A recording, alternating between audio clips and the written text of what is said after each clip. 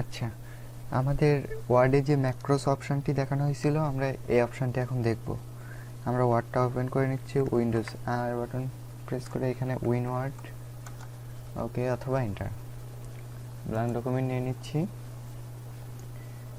এরপরে ম্যাক্রোসের কাজ কী ছিল, যে আমরা কোনো একটা টেক্সটকে রেকর্ড করে রাখতে পারবো একটা কাস্টম শর্টকাট দিয়ে, যেন যখনই আমরা সেই শর্টকাটটা অ্যাপ্লাই করব, আমাদের যে লেখাটুকু আমরা রেকর্ড করে রেখেছিলাম সেই লেখাটুকু অটোমেটিক চলে আসবে শর্টকাটের মাধ্যমে একটা ক্লিকে। সেইটা সেট করার জন্য আমাদের প্রথমে যেতে হবে এখানে ভিউ ট্যাবে আসার পরে এখানে দেখুন ম্যাক্রোসের কোথায় ক্লিক দিব, এখানে যে অ্যারো আছে এখানে ক্লিক দিতে হবে। যদি এখানে ক্লিক দেন তাহলে অন্য একটা ডায়লগ বক্স ওপেন হবে। এখানে ক্লিক দেওয়া যাবে না, দিতে হবে হচ্ছে অ্যারো বাটনে ক্লিক। এরপর রেকর্ড ম্যাক্রোস এখানে ক্লিক করুন। এরপরে এখানে ম্যাক্রো একটা নাম দেন। আপনি যেই টেক্সটটাই ম্যাক্রোর ভিতরে সেভ করে রাখবেন সেই টেক্সটের কাছাকাছি একটা নাম দিবেন, যেন আপনি এই ম্যাক্রোটা দেখলে বুঝতে পারেন যে এর ভিতরে আপনার কোন টেক্সটটা আছে। নাহলে যখন আপনি ডিলিট করতে যাবেন তখন অন্য আরেকটা ডিলিট করে ফেলতে পারেন একটা ডিলিট করতে গিয়ে।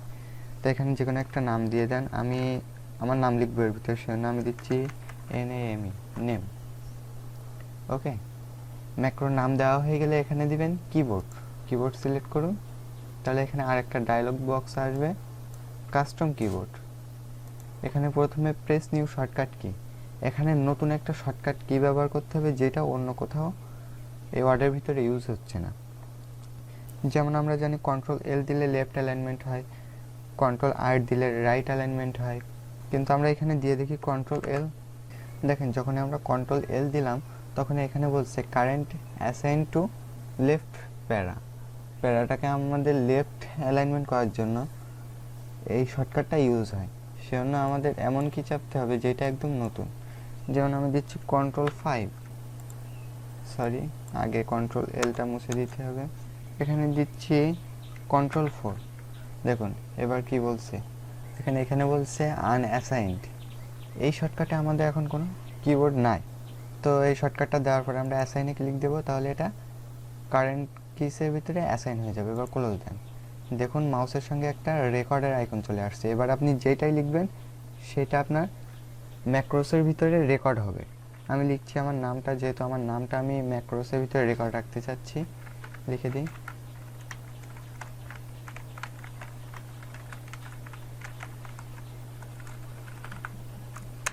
ওকে, লেখা হয়ে যাওয়ার পরে এখনও কিন্তু আপনার লেখাটা রেকর্ড হতে থাকছে। এটাকে আমাদের স্টপ করতে হবে। স্টপ করার জন্য আবার এখানে ম্যাক্রোসের অ্যারোতে চলে যান, এরপরে স্টপ রেকর্ডিংয়ে ক্লিক দেন। তাহলে আপনাদের ম্যাক্রোটা স্টপ হয়ে গেল এবং আপনারা যে লেখাটা লিখেছেন এটা রেকর্ড হয়ে সেভ হয়ে গেল।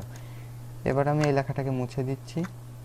এবার আমরা যে শর্টকাটটা দিয়েছিলাম সেটা অ্যাপ্লাই করি। Ctrl+4 আসছে, Ctrl+F4। এবার আমরা চাচ্ছি যে এই ম্যাক্রোটা আমাদের আর প্রয়োজন নাই, এটা আমরা কীভাবে ডিলিট করব। ডিলিট করার জন্য আবার ম্যাক্রোসের অ্যারো বাটনে চলে যাব, এরপরে ভিউ ম্যাক্রোস। তাহলে আমরা এখানে দেখতে পারবো আমরা কতগুলো ম্যাক্রো এখানে তৈরি করেছি। আমরা নেম নামে একটা তৈরি করেছিলাম, আর এই দুইটা বাই ডিফল্ট এখানে ছিল প্রথম থেকে। আমরা যদি নেমটাকে ডিলিট করতে চাই তাহলে নেমটা সিলেক্ট করব, সিলেক্ট করে ডিলিটে ক্লিক দেব। ওকে, ইয়েস।